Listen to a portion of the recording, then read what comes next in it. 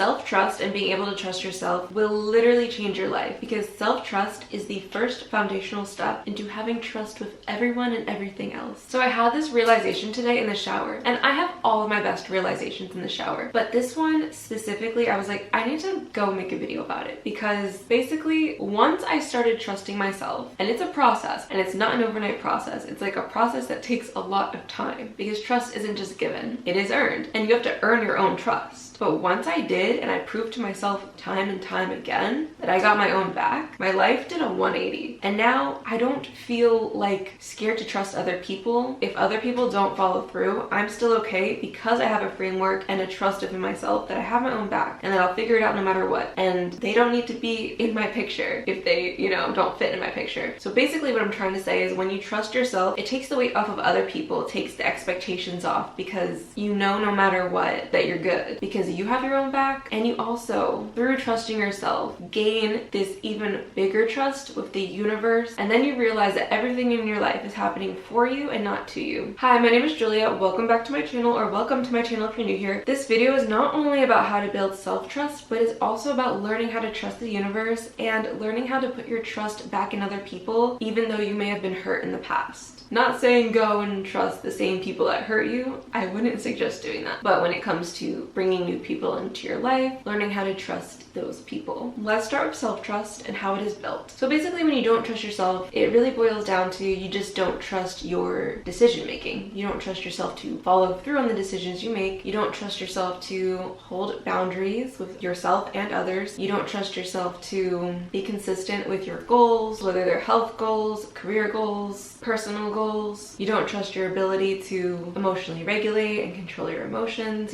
You feel like you're at the will of whatever is happening to you in the moment, which is a very scary place to be, because then you're relying on everything around you to be going well for you to be okay internally. And when you live like that, you're never going to be okay, because in life, things are going to be thrown at you from every direction. That's just a part of the world we live in. And you finding your own peace within, your own calm within, that is how you get to enjoy the process of life, even through the ups and downs. But the opposite is true. When you have an inner self-trust, you know your values, you know your boundaries, you trust yourself to stick with them and stay disciplined with your personal goals, your career goals, your health goals, and you've done the inner work and you know how to emotionally regulate, you know how to have your own back. Then at that point, you realize you've done enough inner work to the point where you can trust yourself. You've proved to yourself time and time again, okay, when all the chaos in the world is happening around me and I'm feeling any type of way that I'm feeling, negative, positive, I know what to do, I know what works for me, I have my own back. Wait a second, I can trust myself. I can put myself in more risky situations that evoke a little bit of fear. I can put myself around other people that may or may not have my back, but I can trust that I'm good and I got myself. If they cross a boundary, I know I'll walk away no matter what. Once you get to that place, that's when you have self-trust. But self-trust isn't built overnight. It takes a lot of time, and proving to yourself over and over again that when things come at you, you don't just lose yourself in it, you actually process it and handle it in a way that's healthy and beneficial to you. And when you do stuff that's beneficial to you, it's also beneficial to everyone else and the universe at large. So, how do we build this self-trust, you may ask? Well, it starts with building a foundation within where you know your values. And you learn your values by learning your boundaries. And you learn your boundaries by paying attention to the emotions you feel when somebody triggers you or you're triggered by something in your environment. And I will say, not all triggers necessarily lead to you needing to make a boundary or set a boundary, but a lot of times when somebody does something that angers you, it's telling you within, oh, this doesn't go along with my values. And that's when you need to set internal boundaries. It's not setting boundaries with other people per se, but it's setting boundaries within yourself. So let me give you an example of that. Let's say a friend reaches out to me to make last minute plans and I feel angered by it. I would need to ask myself why I feel angry to get to what my value is and how I feel like it's being crossed, to understand what boundary I need to set within myself. Personally, I don't usually do last minute plans because it causes me to feel anxious and scrambling and like I'm dropping my plans for another person because I typically plan my days ahead and I like to know what I'm doing at least a day ahead of time. So if someone were to text me to make a last minute plan and I was angered by it, I would need to ask myself, why am I angry? Do I feel like I need to go hang out with them to get them to like me? Do I feel like I need to people please? If that's the reason, then the energetic boundary I would need to set is within myself to say no last minute plans with anyone unless I feel like it would be a beneficial thing that all of me says yes to. Not just a part of me is like, yes, I want to do that, but also I have a million other things I need to get done. So this part of me is going to be stressed. Well, this part of me is going to be happy. No, we need to make all parts in agreement. So the boundary I would set within is that is a no. The response that I would send back to the friend wouldn't be from a place of anger anymore because I was able to process it through and realize that I'm not angry at the friend. I'm angry because I have a split within me. One part of me wants to go hang out with this friend and respect our connection, but another part of me wants to put myself first and gain respect of myself. And I felt like if I chose the connection over my self-respect, then I would be hurting myself, which in that case I would. So instead of being angry at my friend, I would realize, okay, well, I don't want to lose respect for myself because when I lose respect for myself, other people, including that friend, may lose respect for me. So what I would tell my friend is I would love to hang out, do whatever it is, another day, because today I am busy and I already planned out my day, so I'm gonna stick with that. I probably won't say it exactly like that. You know what? This is exactly what I would say. The way I'm about to word it would work really well. Oh man, I wish you would have told me ahead of time. Sounds really fun, but I can't today. How about sometime next week? Or how about Wednesday next week? Or how about Wednesday or Tuesday of next week? Something along those lines, because that's respecting the relationship and it's also respecting myself. When you're able to prove to yourself that no matter what, you're gonna put yourself first, you're gonna respect yourself, then you slowly start to gain trust within yourself. That's just one example of that. There's so many more that will come up on a day-to-day basis for you, but that's a good example of like an interpersonal relationship where you need to prioritize you first, because when you put yourself first, you start to gain trust of yourself. So let me give you another example of how it would go just between you and you. Let's say you have a goal of getting fit. You really want to reach your fitness goals. And to reach your fitness goals, you need to work out every day. And you realized that to get your workout in every day, it needs to happen in the morning first thing. This is me. I'm using my own life as an example here. Except I don't really have any like specific fitness goals. I'm just mostly maintaining my current fitness. But you get the point. So let's go back to the example. You know you need to wake up early every morning to do your workout because it's leading you to your fitness goal or your fitness maintenance, whatever. But you are going to sleep late, binge watching Netflix like every night this week, and then you're waking up late and then you kind of do your workout, but then you stop because you're tired, and then you do your workout the next day, but then you don't do it the day after. You're inconsistent. You are not going to build self-trust being inconsistent. You're also not going to reach your fitness goals or maintain your current fitness goal that you already have if you're inconsistent. So that is a surefire, fast way to lose trust of yourself. But to gain trust of yourself, all you got to do is the opposite. You have to actually prioritize your health. Prioritize going to sleep early. You know that's going to be good for you. You know you need your 8 hours of sleep. So in your head, this is you putting yourself first. Netflix does not need to come first. You stop watching because you remind yourself, oh yeah, my health goals come first because I love myself and I'm going to prioritize putting myself first. So if you want to prioritize yourself and your fitness goals, that would mean you have to start from that night, turning off the Netflix,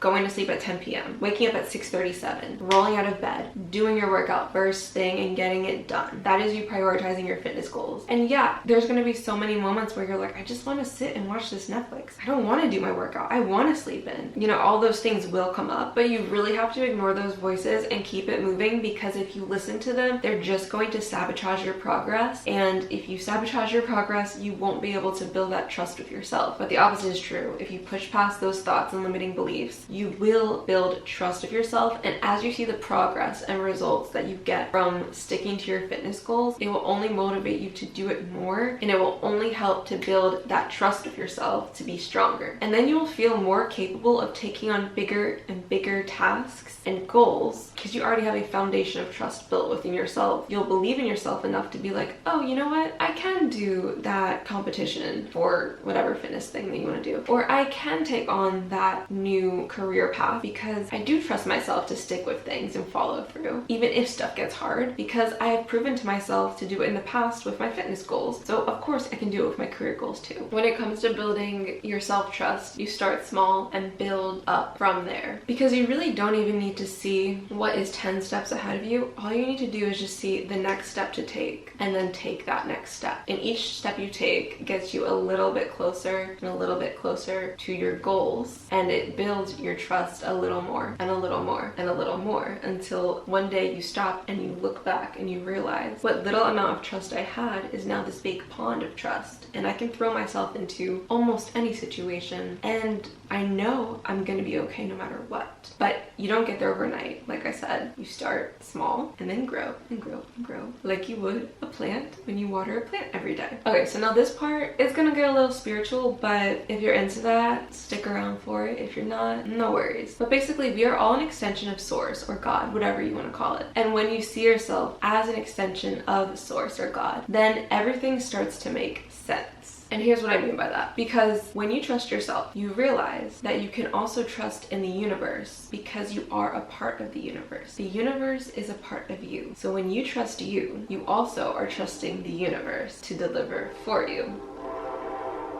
Jeez, that train. But on the flip side, the universe also trusts you now because you trust yourself. And when you trust yourself, you trust the universe. When the universe trusts you, the universe trusts itself. It's a mirror. But in this world, we all have free will. So you have the free will to decide if you are going to trust yourself and the universe, or if you're not. And if you're not going to trust either, because when you trust one, you really do trust both, then you're going to find that life gets a little bit harder. That you are constantly living in survival mode, a fear state, a lack mentality, a strong place of paranoia, because you're looking at every corner like, who is going to mess stuff up for me? When am I going to drop the ball next? When is the universe going to throw something in my lap that I can't handle and I freak out again? That's where you live when you don't have that inner trust within, when you don't build that trust with yourself. But when you do build it, now you're going to be looking at the world like, oh, what opportunity next? What's the world going to bring me now? Like, what's the next challenge that I get to overcome? What's the next opportunity I get to enjoy? You know, like, you look at things from a place of no matter what, everything is going to work out for me, so let's see what happens. Like, let's enjoy, let's have fun, let's play, let's thrive instead of be in that survival mode. I posted this little thing on Snapchat today, but I want to share it with you guys as well because I feel like it can help. But I said something I like to keep in mind as I go about my day, especially if something happens that I feel like is a challenge or is difficult or may lead to me going into that more fear state, and it's to keep in mind that everything is happening for you, not to you. I may have said that in the beginning of this video. So whenever something comes up that could be seen as negative, mentally zoom out and see how you can reframe it into something positive for the long term. So what I mean by this is sometimes things that feel really awful and negative in the moment end up being our biggest blessings because they take us to where we actually want to be and give us what we actually want to have. But we just had to get rid of that other situation or that other thing or that other person or whatever it was that was tying us down to a lower version of ourselves. We needed to let go of that so that we could step into this higher version of ourselves that has what we really want and not the lower thing that we were settling for. But if we can't see even more for ourselves in that higher version, we'll think the thing that we're settling for is the best thing ever. So when we lose it, we're really upset about it and we think our life is over. But if we were to zoom out and see it from a bird's eye view, we would see, oh, we had to lose that. We had to get rid of that so we could get so much more. Because when you're zoomed in and you're looking at just that moment, it can look like a really horrible thing. But when you zoom out and you look at your life from the greater picture, you realize that needed to happen for this much better thing to then happen. So that's something I constantly remind myself when I'm going through a tough time, that this feels so sucky in the moment, but I know, like, I trust within me, I trust within the universe that this is happening for the greater good, for my betterment. And I'll remind myself of other times where negative things had to happen for me to be free and open to receive much better in the future, which I ended up doing in many different circumstances. But by reminding myself that when I'm going through something tough can be so inspiring and uplifting, and it makes you feel so much better about being in your tough situation when you realize that what's about to come next is going to be way better, and like you're closing the chapter, shutting the door on something that was less than what you're about to experience next. And if you can't think of any really good examples from your own life of this, then it helps to look at other people who have gone through really difficult challenges or difficult things in life. Look at their stories as inspiration. It's like, oh, this person had to go through this horrible breakup with the person that they thought was the love of their life just to realize that they met the actual person that they are so much more compatible with, so much happier with, to go on to live a much better life. Like looking at stories like that, or somebody losing their job to embark on the career of their dreams, starting their own business, whatever it is. Looking at stories like that can be very motivating, especially when you're going through a really tough time. So I highly suggest doing so. And the last thing I want to touch on is learning to trust other people again after being hurt. So as we talked about earlier, the first two steps are learning to trust yourself and then learning to trust in the universe. And once you can trust in both of those, then you are able to start learning to trust in other people. Because just like you are a part of the universe, you are a drop in the ocean that makes up the universe, so is everyone else. They are also drops in that same ocean that makes up the universe. Everyone, just like you, is a part of Source. So if you really think about it, that means everyone is a part of you. And when you're truly in touch with being your higher version, you realize that you can't hurt other people without hurting yourself. And when you are in that state, when you attract other people into your life, they will also be in that state where they realize they can't hurt other people without hurting themselves. So when you're living in such a high state of integrity, it makes it that much easier to trust people. But at the same time, even if those people do hurt you, since you have such an inner strong trust within yourself, you know you're going to stick to your values and boundaries and principles no matter what. So you're never going to be out of integrity even if somebody does come along and hurt you. And you also know, because you trust in the universe, that if somebody does hurt you and you are in a lower state, you can zoom out and look and be like, okay, that was a lesson that I had to learn. That was just a part of the journey, another challenge where I am now zoomed out and I'm looking at it, and I had to go through that to realize everything I need to realize to get to the future place where I'm with people who I can trust and who don't hurt me, or when we do hurt each other, we resolve it and figure it out, you know, whatever. Like, you have that trust within you and that trust within the universe, so you can zoom out and realize everything will be okay, and that it's okay to trust others, because no matter what, you will be okay. So an example of this would be, let's use the breakup example again. Let's say you went through a really harsh breakup and you're scared to trust the next person, but you've done a bunch of inner work and you know your values, you know your standards, your non-negotiables, you know exactly what you're looking for, so you're not going to settle for anything less. So if somebody comes along and gives you an offer less than you feel as though you deserve, you will turn it down, and you won't take it personally. You'll just see it as like, well, that person isn't compatible with me because they want different things. Maybe that person is just looking for a hookup and it has nothing to do with me, but I'm not looking for that. And because I have my values, standards, boundaries, non-negotiables, principles, all those things, I don't even get wrapped up into that stuff anymore. Another example could be, let's say you meet somebody and, you know, it's going good for a while and then they just randomly ghost you, and you thought you were very compatible, but they ghosted you. Maybe in the past you'd be really upset about this, but now that you have done your inner work and you trust yourself and you trust the universe, you see this as an opportunity to love yourself even more, to look at the situation and be like, well, I did all the things that I could possibly do that I felt was correct within the knowledge that I have right now. And if they're willing to ghost me, then they're not the person for me anyway, because the person that's actually compatible to me wouldn't ghost me, for one. And if they had an issue with me, they would just have a conversation. We'd figure it out and move past it. So you would look at that and actually be grateful that the universe took the trash out for you, because now you don't have to deal with a person who just runs away when they feel there's a conflict or something they don't like or whatever it is. Not to say those situations won't hurt your feelings. They will, but you'll move past it and you'll be fine, because you know that something better is coming along. So that's it for this week's video. I love you guys so much, and I will see you in the next one.